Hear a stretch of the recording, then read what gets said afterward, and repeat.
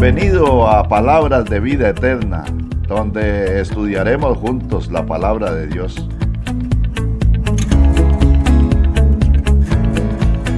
De manera expositiva haremos un recorrido en la Biblia, libro por libro, versículo por versículo, profundizando en la verdad de la palabra, aprendiendo conceptos de enseñanzas fundamentales de la sana doctrina y aplicaciones prácticas para el diario vivir. Y esta es la vida eterna, que te conozcan a ti, el único Dios verdadero, y a Jesucristo, a quien has enviado. Juan 17:3. Les comparto nuestro número de teléfono, más 506 8877 7711, y nuestro correo electrónico vidaeterna.jn173@gmail.com. Estamos para servirle.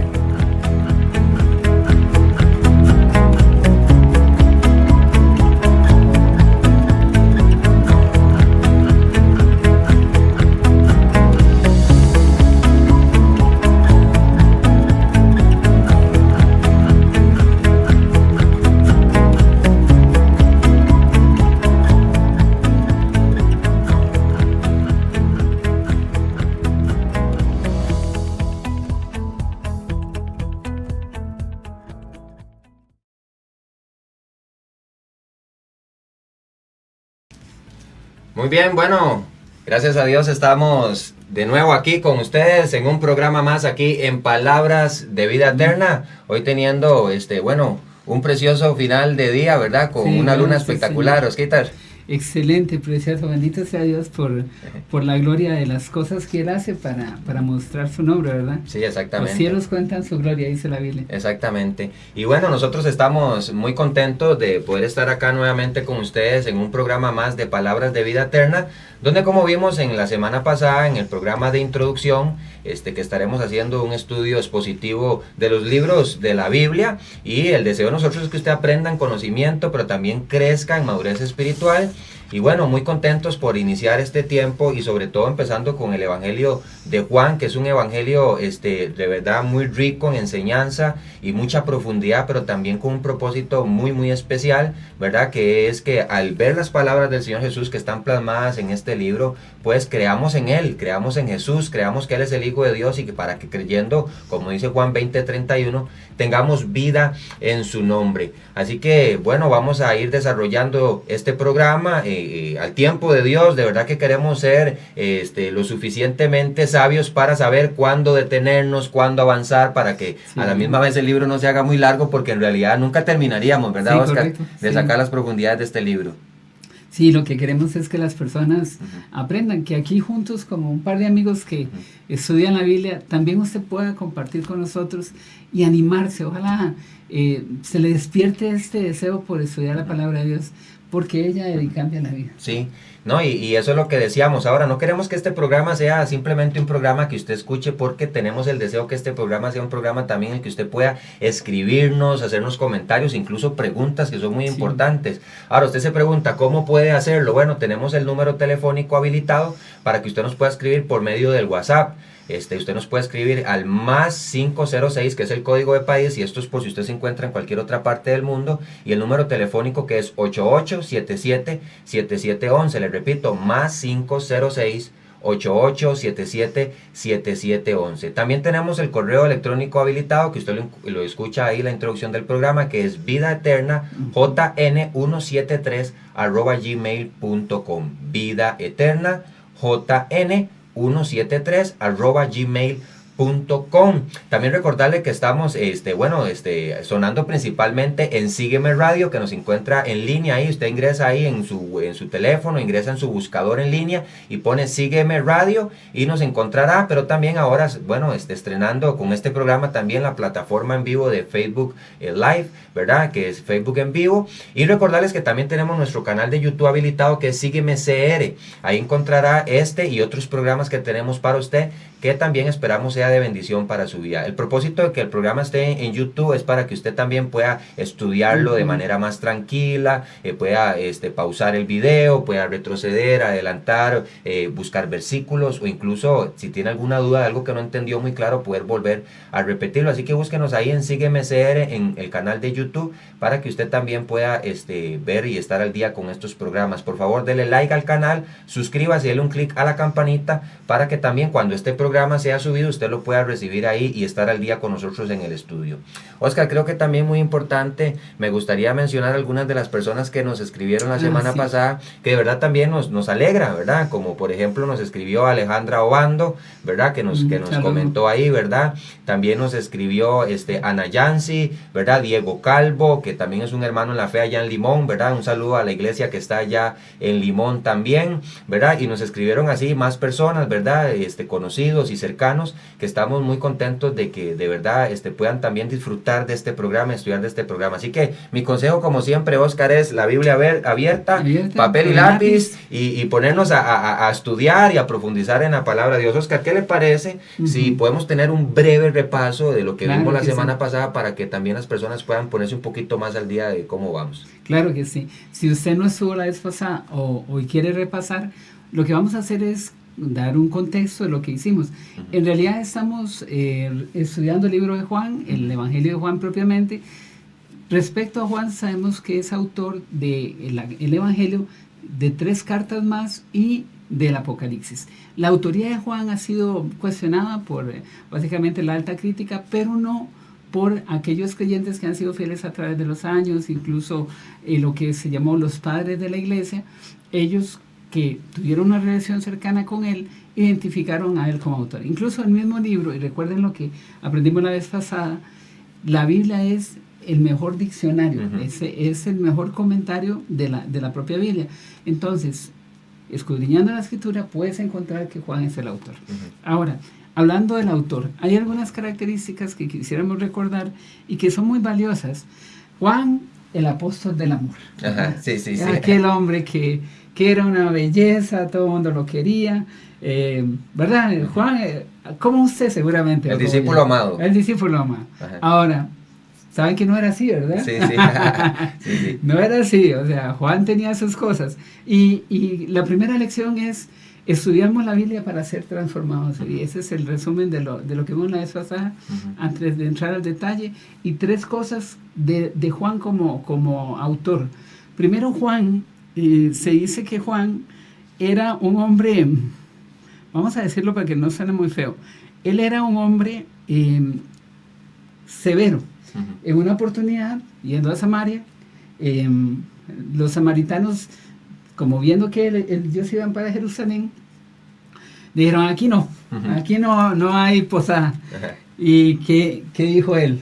Sí, señores, haz como hicieron con Elías, ¿verdad? Mándales un rayo y que todos se fueran quemados, ¿verdad? Que descienda fuego del cielo. O sea, de hecho, él pidió permiso. Señor, les decimos, vea, como dijo Elías, para que descienda fuego del cielo y los consuma. ¡Ey, este era Juan! Sí. Juan se alteraba, Jesús les puso nombre. Y algo muy bonito que podemos ver a través de esto, Oscar, creo que es importante y una aplicación para todos nosotros. Creo que el Pedro, el Simón, ¿verdad? Que se habla en la Biblia, o incluso Juan y su hermano, ¿verdad? Fueron hombres que han experimentado un proceso y que ahora sí hablamos del discípulo amado, pero qué bonito poder identificarnos con eso, una historia pasada donde venimos al Señor con todos nuestros pecados, con todas nuestras cargas, todo nuestro carácter totalmente distorsionado por el poder y los estragos del pecado, y luego ver cómo el Señor, que nos ha dado vida en su nombre, al creer en Él, podemos experimentar esa transformación que experimentó Juan, ¿verdad? Claro. Y ver este proceso es lindísimo. Sí, gracias a Dios. Él tiene 2 eventos más que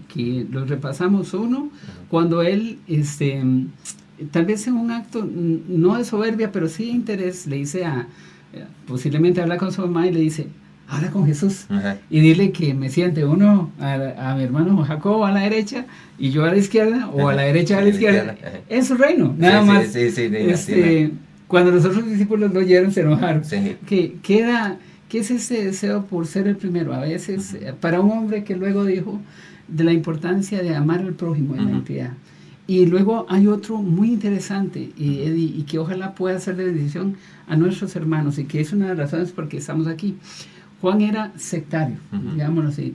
No solamente era un hombre severo, sino un hombre un poquito soberbio, sino que era sectario. Sectario es solo en mi iglesia, solo de la forma que yo hago. Y aquí hago la aclaración, buena doctrina, eso sí. Pero, digamos, Juan encuentra a unos hombres echando fuera demonios en el nombre de Jesús y se los prohíbe. Dice, ustedes no pueden echar fuera demonios, porque solo nosotros. Sí. Entonces, Jesús, ¿qué le dice? ¿Recuerdas? Sí, claramente Jesús dijo, ¿verdad? Que el que es con él, y el que no es contra él, pues, ¿verdad? Exactamente. Y creo que la definición es muy clara. Muchas veces somos muy egoístas, creyéndonos que creo que el punto sería aquí, Oscar, creyendo que solo nosotros tenemos la verdad. Creo que de forma muy clara, ninguno de nosotros nunca va a acertar al 100% la verdad. Tratamos siempre de ser 100% bíblicos, pero esto nos ayuda a tener una cercanía con nuestros hermanos que de alguna forma pueden tener algún pensamiento distinto. Y ojo, queremos ser muy claros también esto, siempre y cuando la doctrina fundamental de la palabra de Dios no sea alterada, ¿verdad? Principios como la salvación, ¿verdad? Que por gracia, por medio de la fe, ¿verdad? La deidad de Cristo, cosas que esperamos poder también comentar hoy. Pero sobre estas cosas creo que algunos tenemos algunas diferencias que no debieran dividirnos, ¿verdad? No debemos dividirnos. Y creo que ese fue el propósito en el que Jesús quiso también que Juan entendiera, ¿verdad? Claro, y bueno, eso respecto a él como autor. Luego, ¿qué pasa? Hay una lección lindísima que todos conocemos a Juan como el discípulo a quien Jesús amó, pero este título no se lo da a nadie. O sea, lo ves en los evangelios y dicen algunos autores que se menciona más de 20 veces el nombre de Juan en los otros evangelios, pero nunca este. Sí. Entonces, ¿por qué? Sí. Es porque él se llama a sí mismo, porque él es el autor, dice, y estaba el discípulo a quien Jesús amaba. Aquí hay una lección y termino esta parte con esa introducción diciendo que ojalá esa sea su percepción de Jesucristo, aquel a quien Jesús ama. Él podía haber dicho, yo soy Juan, soy hijo de Salomé, la hermana de María, mi papá se llama Zebedeo y tiene unas barcas ahí, somos comerciantes. No, él dijo, yo soy el discípulo a quien Jesús ama. Y yo quiero que tal vez nosotros, y usted que está en la casa, hoy recuerde, usted es el discípulo a quien Jesús ama. Sí, exactamente, y qué bonito poder sentir, yo creo que ese calor en el que muchas veces nosotros nos sentimos solos. Y bueno, el Padre claramente nos ha dejado provisión por medio del Hijo a su Espíritu Santo que nos permite sentir la compañía del Padre, ¿verdad? El sustento del Padre, ¿verdad? Y Jesús muy claramente lo dijo, ¿verdad? Aunque Él se iba, Él estaría con nosotros hasta el fin del mundo, ¿verdad? Y la persona del Espíritu Santo, ¿verdad? Que ahora mora en los creyentes, creo que nos trae ese confort, esa certeza, esa seguridad de que, bueno, el Señor está con nosotros y nos podemos sentir amados por la verdad de que de tal manera amó Dios al mundo, es claramente entendida por el poder del Espíritu Santo que trae claridad e iluminación a nuestra mente y a nuestros corazones acerca del amor de Dios para con nosotros. Y qué lindo sentirse como el discípulo amado en medio de un tiempo tan difícil como se experimenta hoy con tanto odio y tantas cosas que afectan por el pecado, ¿verdad? Bueno, aquí también hablamos un poco acerca de lo que es el contexto, ¿verdad? Del libro, el autor del libro, que claramente lo dijo Oscar, que es Juan, aunque hubo una cierta una crítica, ¿verdad? Que es reconocido como la alta crítica, ¿verdad? Que la crítica textual es buena en sí mismo, es la crítica que aceptamos, pero la alta crítica son las personas que tratan de alguna forma de decir, no fue Juan el que lo escribió. No se ajusta a los tiempos, no se ajusta a la fecha, y entonces al no ajustarse a la fecha, no ajustarse a los tiempos y al tener discrepancias de que fue el autor, sería una forma en la que podemos decir, este libro no es inspirado, y si este libro no es inspirado, entonces está puesto aquí, tenemos un error, y haría que la palabra misma pudiéramos todos entrar en incertidumbre y duda. Pero gracias a Dios, que Él es tan perfecto, ni la alta crítica ha logrado demostrar que este libro sigue siendo la palabra de Dios, el libro inspirado por Dios, inerrante, no tiene errores e infalible, que no tiene fallas. También el propósito del libro es presentar a Cristo como Dios. Oscar, creo que es muy importante y lo estaremos viendo más adelante. Claro. Y recordar que estuvimos hablando de fechas, ¿verdad? Del estilo literario y el enfoque doctrinal, que es un evangelio muy teológico, muy cargado de mucha doctrina, de mucha enseñanza, y la vez pasada traté de explicar este concepto. Y la palabra doctrina es importante que entendamos que viene la palabra griega didache, que quiere decir enseñanza, y usted dice, bueno, bueno, enseñanza, ¿en qué sentido? Ok, trata de enseñar el contenido de lo que se enseña, y aunque suene redundante, queremos decir, ok, si Dios habla acerca del concepto de la salvación, entonces la doctrina es todo lo que concierne, rodea lo que es la enseñanza en cuanto a la salvación desde el principio hasta el final de la Biblia. Y esa doctrina se extiende, Oscar, y qué importante entender que no cambia, ¿ok? O sea, Dios sigue manteniendo los conceptos de la misma manera, de la misma forma en que hoy los creyentes tienen seguridad que son salvos por gracia, por medio de la fe, de la misma manera en el Antiguo Testamento fue muy claro con Abraham, y creyó Abraham a Dios y le fue contado por justicia. Así que el creer es la base de que Dios nos da para poder tener esta salvación tan grande, así que lo experimentamos en todas las dispensaciones o en todas las épocas en las que Dios ha intervenido en la humanidad y ha tratado con la humanidad.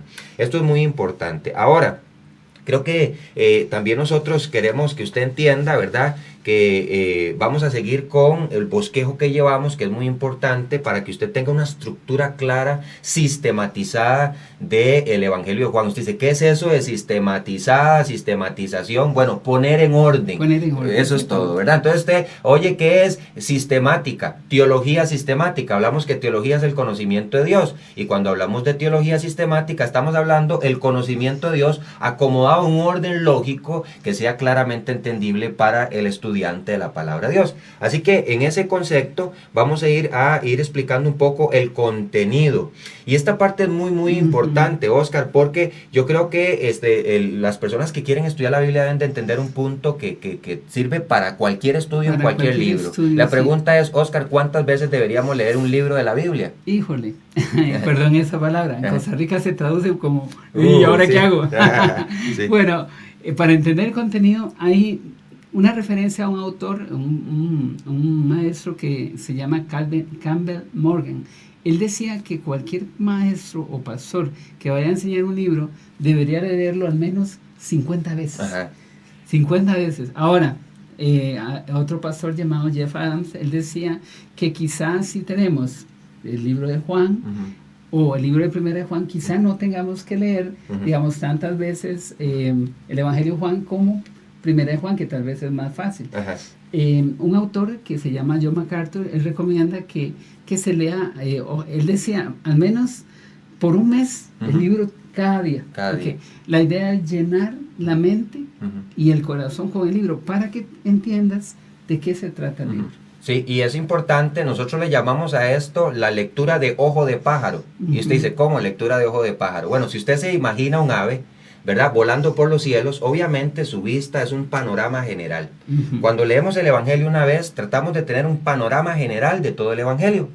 La segunda vista, ¿cuál es? Cuando el ave desciende un poco y ve el bosque, ve los árboles, ¿verdad? Porque él primero está por arriba en los cielos, no ve nada, baja un poco y ve los árboles. De la misma manera, bajamos un poco y ¿qué vemos? Vemos ya un poquito más detalladamente el contenido. Ok, el capítulo 1 habla acerca del verbo de Dios, ¿verdad? Vamos al capítulo 2 y vemos también un milagro. Vamos al capítulo 3, Jesús se relaciona con Nicodemo, ¿verdad? Y vamos viendo, pero luego, cuando ya el pájaro desciende y posa sus pies sobre una rama, él tiene las hojitas cerca para verlas y apreciarlas. De la misma manera llegamos a la Biblia y ahora sí vamos a los pequeños detalles. Y tenemos el versículo 1, que es un versículo que podría estallar la mente de cualquier hombre con tal conocimiento, ¿verdad? Eso es lo que va a hacer ahora. Exactamente, dice, en el principio era el verbo, y el verbo era con Dios, y el verbo era Dios. Y si hacemos un alto ahí, hay una riqueza profunda que solo con este tipo de meditación, de detenimiento, lograremos adquirir el conocimiento que necesitamos para conocer más a este precioso Dios que adoramos y que servimos. Ahora, yo creo que es importante, Oscar, que podamos tener una estructura del libro, pero bueno, queremos ir primeramente a una primer pausa y luego podremos regresar con esta estructura con nuestro hermano Oscar para que usted vaya conociendo un poco más acerca del Evangelio de Juan. Así que nos vemos después de esta primer pausa. Muy bien, bueno, regresamos con la segunda parte de este programa. Y bueno, estuvimos hablando un poco acerca del contexto, ¿verdad? Qué importante el contenido, pero ahora seguimos con la parte de la construcción del libro, Oscar. Correcto, sí. Gracias, hermano Eddie. Y hermanos, lo que vamos a hacer ahora es lo que dijo Eddie, hacer un vuelo a ojo de pájaro por todo el libro. Entonces, lo que vamos a hacer es entender la construcción. Sabemos que cuando tenemos un libro tan grande, normalmente lo que los sabios, los inteligentes hacen es dividirlo. Pues Dios lo hizo exactamente así. Nos dividió el libro para que fuera más fácil para nosotros. Entonces, la estructura básica del libro empieza primero lo que llamamos un prólogo de versículo 1, de capítulo 1 hasta capítulo 18, versículo 18, perdón. Y luego de versículo 18 hasta el final del capítulo, que va a ser hasta el versículo 51, vemos lo que es la introducción del libro. ¿Okay? Después de aquí inicia lo que la gente llama el libro de las señales de Juan, que es de capítulo 2 hasta capítulo 11 al final. ¿Okay?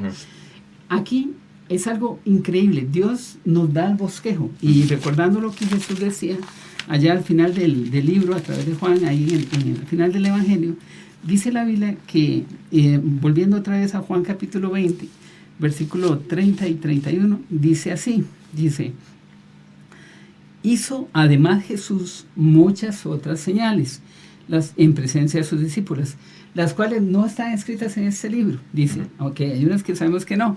Dice, pero estas. Y entonces esa palabra es importantísima.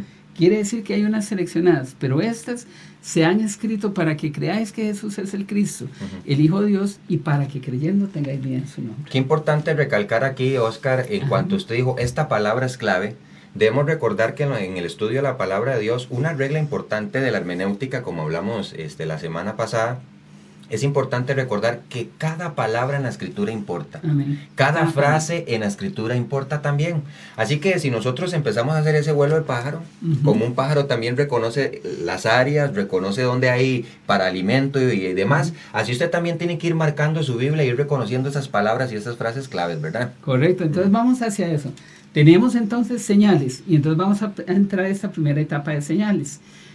Son 7 señales, y cada una de esas señales, ¿qué decía Jesús? ¿Cuál era el objetivo?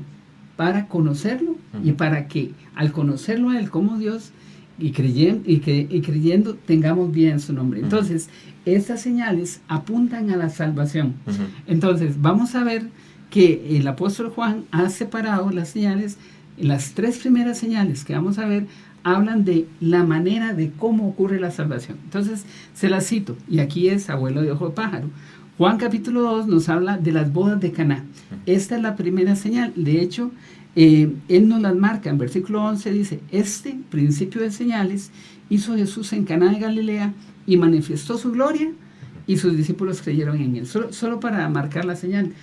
Eddie, aquí lo que ocurre es, ¿qué es lo que pasa? Así, rápidamente, en esta señal, en Caná de Galilea. Sí, bueno, vemos la transformación del agua en vino. Del agua en vino, correcto, porque eso es lo que ocurre en la salvación. ¿Cómo ocurre la salvación? Por un cambio de naturaleza. Eso ocurre cuando por la fe, en la gracia del Señor, encontramos salvación en Él. Ok, esa es la primera. ¿Cómo ocurre la salvación? Por una transformación, por un cambio de naturaleza, de alguien carnal a alguien espiritual.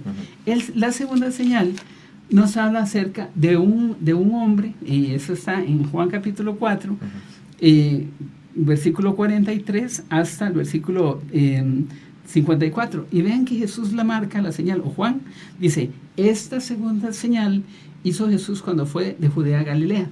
¿Qué es esta señal? Un hombre llega y le dice, oye que Jesús está ahí. Le dice, Señor, ve y sana a mi hijo que está a punto de morir. ¿Recuerdas el caso de Jairo? ¿Qué es lo que hace Jesús?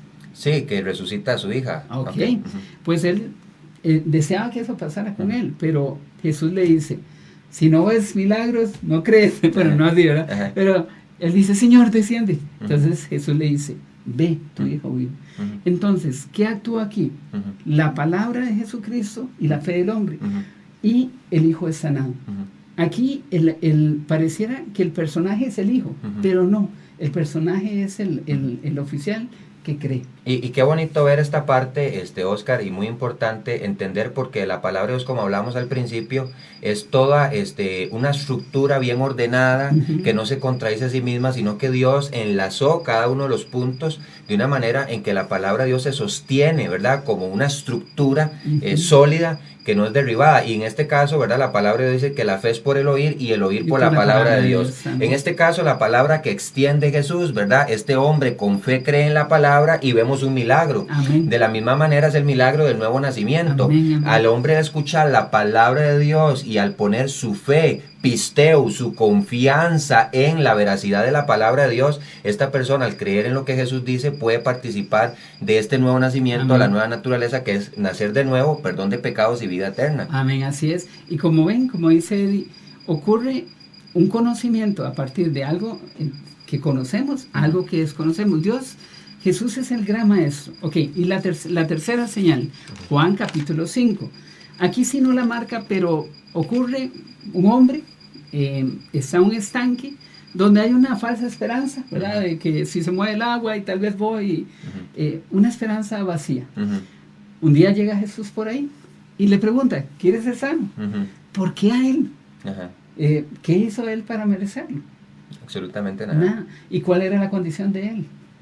Estaba acabado. Estaba ahí 38 años tan enfermo. Vean, hermanos, algo curioso. Las edades para nosotros, digamos, yo tengo 60 años. Tal vez uno dice, le quedaron 20 años. En ese tiempo no era tan así. O sea, él, luego vamos a ver en el pasaje que él muere, que él cae en esto por causa de su pecado. Jesús le dice, no peques más, ¿verdad? Vete y no peques más. Este es un ejemplo de la condición del pecado y cómo la gracia de Dios le alcanza. Eddie, aquí hay un cuadro en cuanto al ser humano. ¿Cómo lo ves?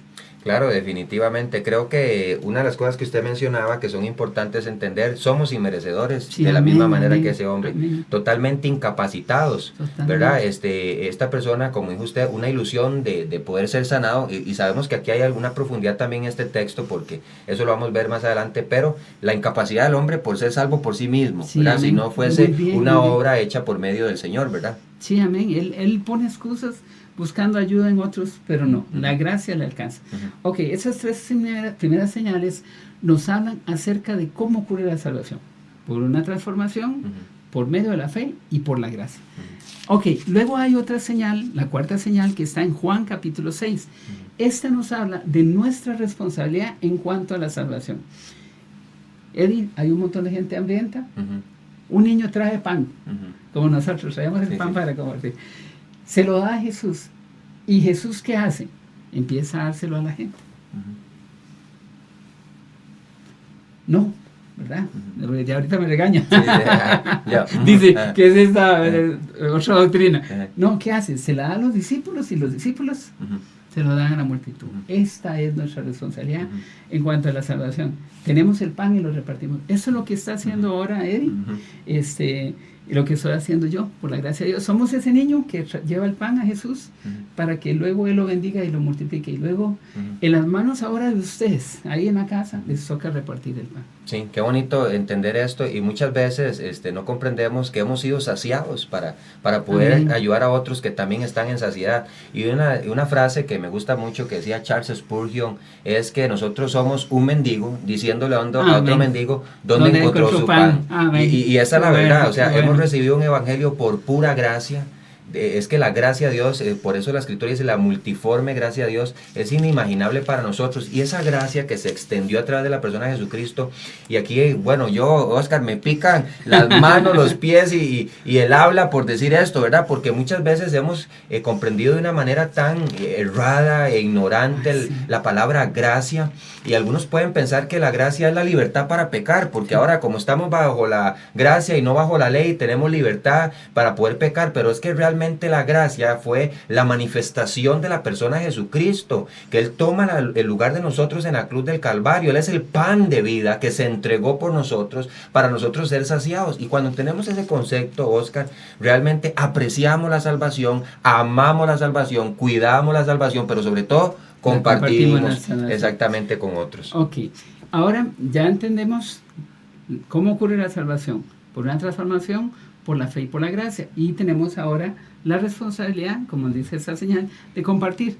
Las tres señales finales nos hablan de los resultados de la salvación.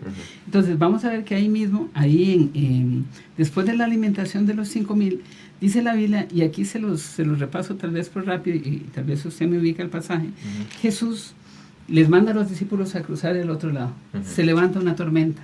Y es ahí cerca de Juan. Sí, capítulo 6. Capítulo 6. Se levanta una tormenta y Jesús llega andando sobre el mar, sobre la tempestad, la tormenta, y pone paz.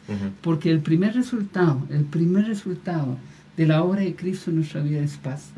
Paz con Dios, paz con uno mismo al saber que he sido perdonado. Y si usted ha sido un pecador igual que yo, o sea, no sé dónde nos ve o dónde nos escucha, pero todos hemos sido pecadores, unos en mayor grado que otros. Cuando Cristo viene a tu vida, hace paz con Dios. Perdona tus pecados, después tener paz contigo mismo también. Con tu pasado también. Y qué lindo, porque la escritura lo sostiene muy claro, Oscar, por naturaleza, que éramos caídos, ¿verdad? En este tiempo, y somos los seres humanos caídos en pecado. Dice la escritura que somos enemigos de Dios, porque cualquiera que constituye amigo del mundo se constituye enemigo de Dios. Y es ahí donde entra el ministerio de la reconciliación, ¿verdad? Que era el Señor reconciliando, ¿verdad? Cada uno de nosotros con Dios a través de su sacrificio. Y este ministerio nos ha sido encomendado, pero como dice usted, esa reconciliación es la paz que produce la salvación en Cristo Jesús. Ok, estamos en paz con Dios. Y aquí en Juan capítulo 6, versículo 16 al 21 es donde tenemos un poco esto. Nos gustaría ir metiéndonos un poco, ¿verdad? En todo esto, pero vamos a estar ahí por vuelo de pájaro, porque verdad que llegaremos a estos pasajes y trataremos de dar una mayor profundidad y una riqueza que de verdad incluso nosotros mismos pedimos a Dios que podamos ser edificados, construidos sobre el fundamento que es Cristo, de la misma manera que usted, y seguir aprendiendo cada día más, Oscar. Claro que sí. Otra señal, vimos que la primera nos habla de paz. Esa segunda nos lleva a capítulo 9 de Juan, que dice que al pasar Jesús por allí vio un hombre ciego de nacimiento.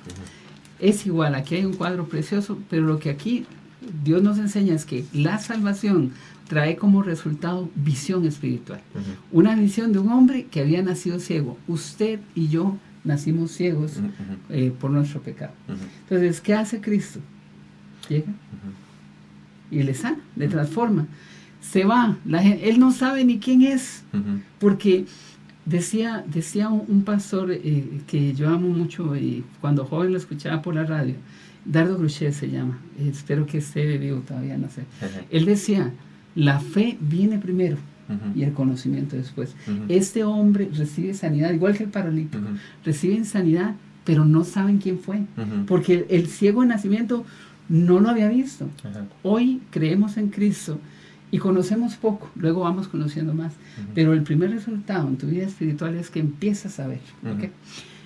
Aquí avanzo con el último. La última señal es la resurrección de Lázaro, un hecho totalmente sobrenatural.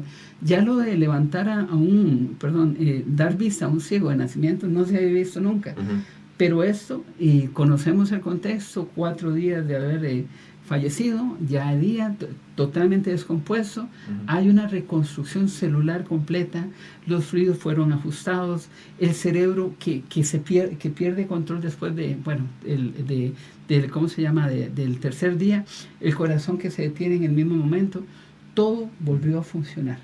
Fue tan funcional que él pudo, una vez liberadas las vendas, marcharse. 2 días después, celebrando en su casa, está comiendo. Entonces, todo el organismo estaba funcionando. ¿Cuál es aquí la lección? Cuando Cristo llega a nuestras vidas, uno de los resultados es vida. Vida y luego también vida eterna. O sea, vencemos la muerte para luego tener resurrección con Él. Qué bonito, porque vemos que la obra de Dios es perfecta, buena y también completa, porque empieza desde la fe, ¿verdad? Que es por el oír la palabra de Dios, donde empieza, en este caso, vemos la salvación efectuándose en nosotros, cómo la salvación nos es dada para poder compartirla, pero también cómo nos reconcilia con Dios, cómo nos da esa vista, esa iluminación espiritual que necesitamos, y luego al final la salvación concluye con lo más precioso, es la resurrección de nosotros en ese cuerpo glorificado que ya no tendrá ninguna relación más con el pecado, donde todo habrá acabado, Oscar, en este mundo perdido, y yo creo que es la esperanza de nosotros. Pero bueno, Oscar, creo que me falta la última parte.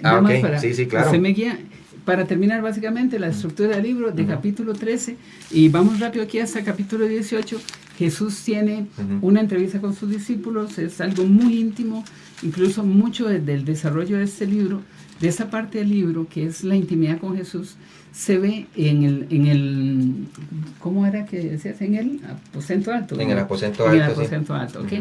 Después de esto, vamos a capítulo 19, donde Jesús sufre y luego muere, es sepultado en capítulo 19, y en 20 Él resucita. Para terminar el epílogo o el final del libro, entre la mitad del capítulo 20 y 21. Esta es la construcción del libro de Juan. Qué bonito es ir pudiendo ir estructurando ahí un poco el Evangelio para luego tener un bosquejo y tener una estructura ordenada, que yo creo que es importante, sistemática, como hablamos del Evangelio. Y hay algunas cosas importantes también que tenemos aquí porque hablamos de componentes, hemos hablado de contexto, contenido, construcción, y ahora vamos a este cuarto punto que sería componentes. ¿Y a qué nos referimos con componentes? Bueno, en el Evangelio tenemos doctrinas claves, palabras claves, señales claves y personajes claves, y para concluir, lugares claves. Y esto me gustaría abordarlo de forma muy rápida para poder dar lugar a entrar de lleno al libro, que es lo que queremos, y entender, bueno, hay doctrinas claves que las vemos aquí. Por ejemplo, hablamos de la deidad de Cristo, es decir, Él es Dios. Hablamos de doctrina de salvación, ¿verdad? Hablamos de el Espíritu Santo, su ministerio, la regeneración. Esto es un tema buenísimo, muy lindo para estudiar. Y también hablamos de la triunidad, ¿verdad? Que es conocido también como la Trinidad. Dios Padre, Dios Hijo, Dios Espíritu Santo, ¿verdad? Que esto lo estaremos hablando. Palabras claves: amor, se repite 80 veces en el Evangelio. Verdad 25 veces, y la palabra creer, que es una palabra clave que Juan la utiliza como un verbo y Pablo como un sustantivo, es la palabra griega pisteu, que se utiliza 100 veces en el Evangelio. 100 veces, sí. Y si hablamos de la regla de palabras claves y que una palabra importa, entonces imagínense si 100 veces se repite esta palabra en el Evangelio. Yo creo que Dios nos está dando una señal como diciendo, sí, mire, crea. Sí, crea, es la clave, es creer, ¿verdad? Y bueno, vimos las señales claves que Oscar las desarrolló un poco más detallado, aunque todavía falta muchísimo más por esto. Pero tenemos personajes claves, Oscar. Sí. Obviamente Jesús es el primero, ¿verdad? Sí. Se dicen y queremos aclarar, la construcción que desarrollamos, o la estructura o el bosquejo, no necesariamente es la única, pero es una buena, pero dada por la Biblia. Hay otra estructura que habla junto a esa estructura de señales, de 7 personajes. Y entonces ahí están, bueno, obviamente Jesús, Juan el Bautista, Nicodemo, la mujer samaritana, la mujer que fue sorprendida en el acto mismo del adulterio, Lázaro, el ciego y Lázaro, el ciego y Lázaro, que son como muy importantes, personajes que son claves. Sí, y también importante los discípulos, y estuvimos hablando, bueno, fuera del aire, un poco acerca del círculo íntimo de Jesús, y tenemos una enseñanza muy preciosa también en esto, así que los dejamos con ese sabor ahí, ¿verdad? Para que yo quiero saber qué es lo que tiene que ver, porque Jesús tenía un grupito de 3 que se le llama el círculo íntimo de Jesús, que es que Jesús los amaba más a ellos que a los otros. Ok, bueno, eso lo tenemos para desarrollar también más adelante, y queremos que quede ahí ese saborcito para que usted quede ahí con el deseo de aprender más. También lugares claves como Caná, Capernaum, que es el centro de ministerio de Jesús, de trabajo, por decirlo así, correcto. Judá, Jerusalén y Samaria. Pero también creo que es importante que entendamos, como decía Oscar, que estamos proporcionando un bosquejo del Evangelio que por lo general es muy fácil de notar a la hora de leer el Evangelio. Pero no significa que este es la única estructura, ya que todos a la hora de hacer una lectura devocional, meditando y estudiando el Evangelio, podemos darnos cuenta de alguno otro. Así que los nombres pueden variar, pero la idea es que tenga una estructura, como dijimos, ordenada y clara para comprenderlo. Por el momento vamos a ir a nuestra última pausa que tenemos en este programa, así que vaya, descanse, haga lo que tiene que hacer y vuelva a tomar asiento, y seguimos adelante con el estudio del Evangelio de Juan. Volvemos con este ya último segmento del programa, y agradecidos con Dios por poder avanzar hasta acá, esperando que este programa pues esté siendo de bendición para usted, así como para nosotros. Y bueno, yo creo que ahora, Oscar, vamos a entrar de lleno a lo que es el Evangelio, pero también me gustaría saludar a algunas personas que nos están escribiendo aquí, como Hilda Quesada, que dice que ya tiene las respuestas para el examen. ¿verdad? Ya está ahí, ¿verdad? Porque, sí, bueno, y como escuchamos la vez pasada también, nuestro querido hermano Oscar es profesor y director también de Instituto Bíblico en su iglesia. Y bueno, Daniela Flores, que escribe también buenas noches, qué linda canción, ¿cómo se llama? Su gracia es mayor, creo que es lo que estamos hablando, la gracia del Señor, su gracia es mayor, para que usted la pueda escuchar. Y también saludar a las personas que están ahí conectados con nosotros, como Kimberly Ledesma, Eliezer Coto, el director de este precioso ministerio, que es Sígueme Costa Rica, y Ana Vega y Jacqueline Esquivel, que están acá con nosotros. No queríamos ir sin saludar también. Y quería saludar a mi hija Pamela y a su esposo, a Alberto, que nos ven desde Polonia también. Okay. Que el Señor les bendiga mucho, los amamos mucho. Amén, amén. Gracias a Dios por la oportunidad que nos puedan escuchar no solamente aquí, sino también en otras partes del mundo. Bueno, seguimos adelante, Oscar, y vamos aquí, yo digo, con los tacos de frente, y también yo diría, Oscar, con mucho temor y temblor. Sí, claro. Porque claro. En realidad vamos a tocar el Evangelio y hay profundidades que yo quiero de antemano decir. Nosotros somos seres finitos, incapaces de poder expresar con palabras entendibles la profundidad del ser de Dios. Y lo que queremos realmente es tratar de dejar unos conceptos lo suficientemente claros, aunque jamás alcanzaríamos a poder explicar las profundidades de esta verdad que vamos a hablar ahora en cuanto al verbo de Dios. Y yo creo que esto nos enseña algo, Oscar, a tener reverencia ante Dios y verlo como realmente Él se nos expresa a través de la Escritura, este Dios eterno, inimaginable para el hombre, inalcanzable para el hombre, y entender que, bueno, este Dios es único y realmente debemos sentirnos afortunados por el Dios que nos ha amado. Sí. Y es el Dios que nos ama, de verdad. Gracias a Dios. Amén, amén. Osquitar, bueno, vamos a empezar aquí leyendo. Vamos a la Biblia. Vamos a la Biblia. Así que vamos a empezar y arrancamos en este precioso bus o recorrido bíblico, y empezamos con Juan capítulo 1, versículo del 1 al versículo 5. Y dice la palabra de Dios, dice: en el principio era el verbo, y el verbo era con Dios, y el verbo era Dios. Este era en el principio con Dios. Todas las cosas por Él fueron hechas, y sin Él nada de lo que ha sido hecho fue hecho. En Él estaba la vida, y la vida era la luz de los hombres. La luz en las tinieblas resplandece, y las tinieblas no prevalecieron contra ella. Ok. Oscar, bueno, ahí yo lo dejo a usted como decimos aquí en Costa Rica, con el problemón delante, ¿verdad? De poder empezarnos a introducir con el primer versículo. Perfecto, y ese es una de los pasajes de la Escritura donde con mayor claridad se habla de la deidad de Cristo. Es muy importante entender aquí ese concepto. Ahora Eddie nos lo va a ampliar, pero dice la Biblia que es en el principio era el verbo. Yo quiero enfocarme en eso para que usted entienda lo que el concepto. Aquí se definen tres cosas claves. Uno, la preexistencia de Cristo. Cristo es preexistente. Dice la Biblia que en el principio era el verbo. O sea, cuando todo inicia, ya Él está presente. Él está fuera de su creación, está fuera del tiempo. Y alguien que está fuera de la creación, fuera del tiempo, sin duda es Dios, y es Dios eterno. Sí, qué bonito poder ver este pasaje y entender un poco más de la profundidad del pasaje que se nos expresa aquí a través de la palabra de Dios. Y una de las cosas que podemos ir entendiendo y vamos a ir desmenuzando dice aquí, en el principio. Y una de las claves que debemos entender es ¿cuál principio? ¿Verdad? Dentro del raciocinio humano podríamos decir que el principio se está limitando a un lugar en el tiempo. El principio se refiere al inicio de algo.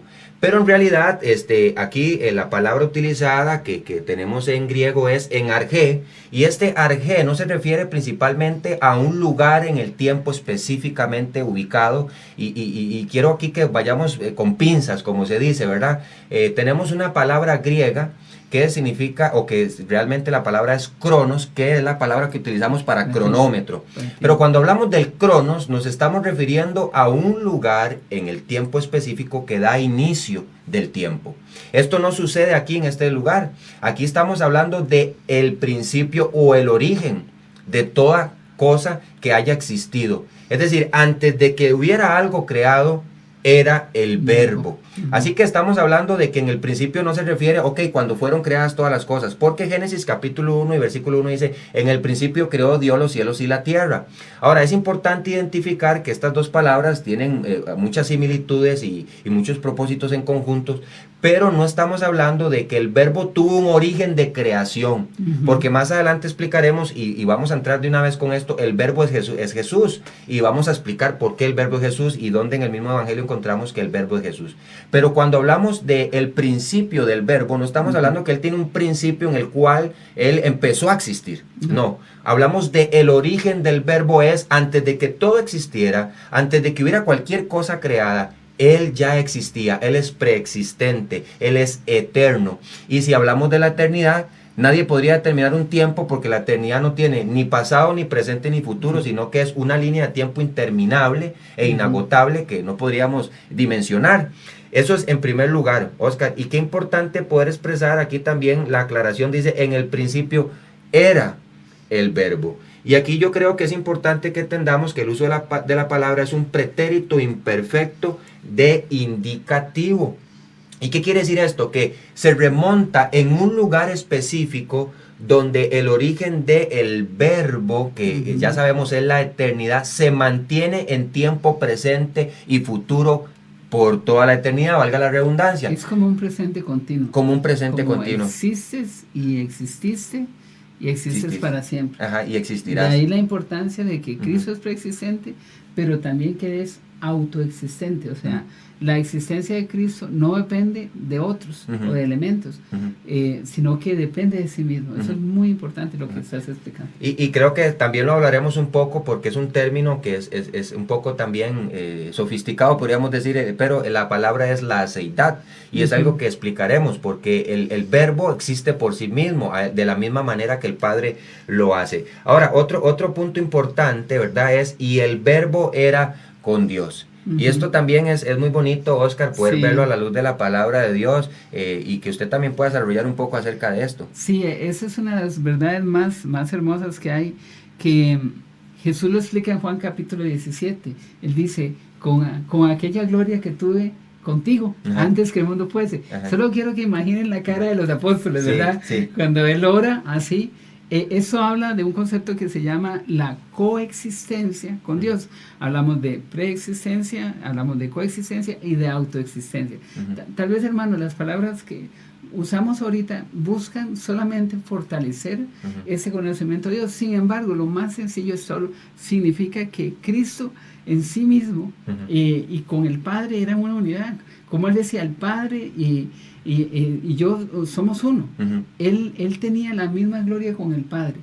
El caso de nosotros es que no lo entendemos, porque nosotros somos, vamos a usar la palabra perpetuos. Nosotros fuimos creados hoy y vivimos para la eternidad, en el cielo o en el infierno.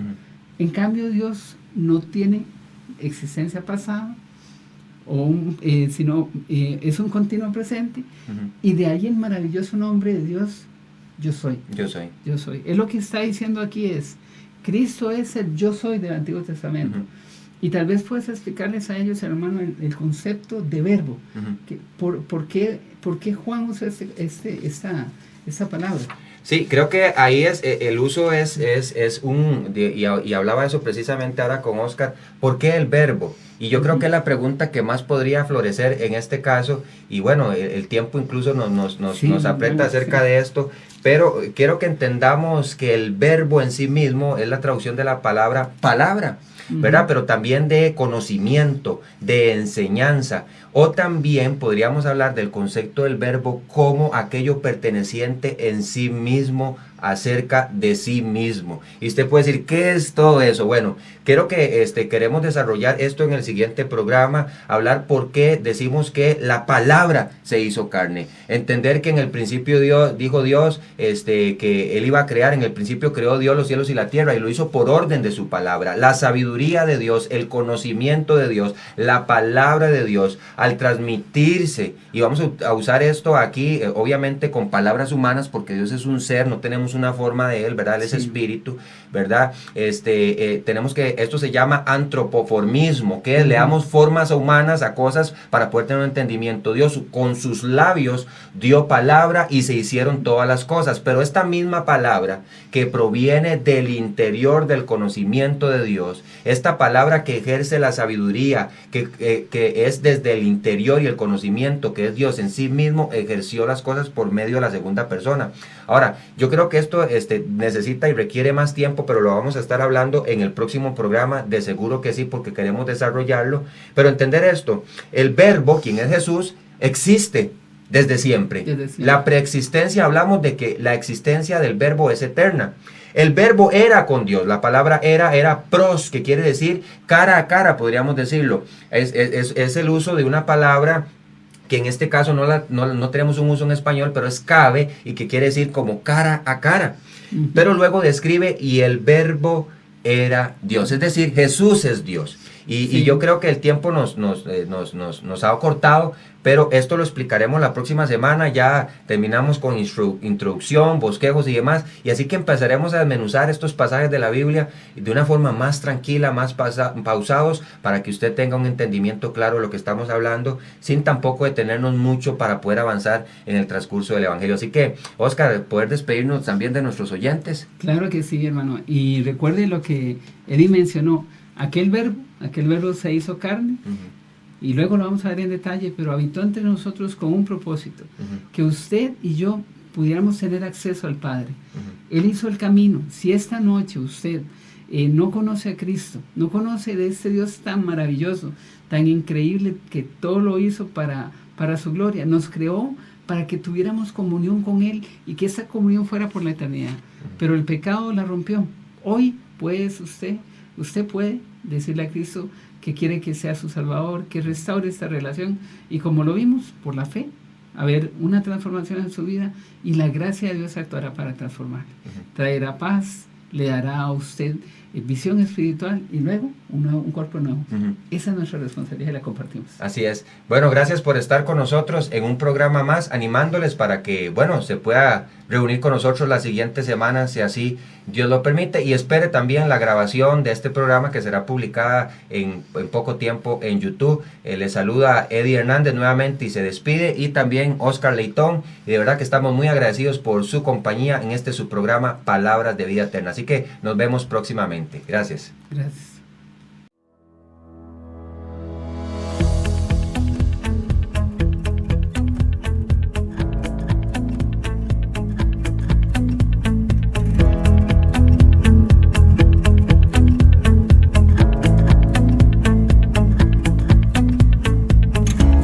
Gracias por su compañía en Palabras de Vida Eterna. Le esperamos en el próximo programa con más de la palabra de Dios, fortaleciendo su fe y crecimiento en el conocimiento de Dios. Que el Señor le continúe bendiciendo con sus abundantes riquezas en Cristo. Nos vemos próximamente. Continúe en sintonía de Sígueme Radio.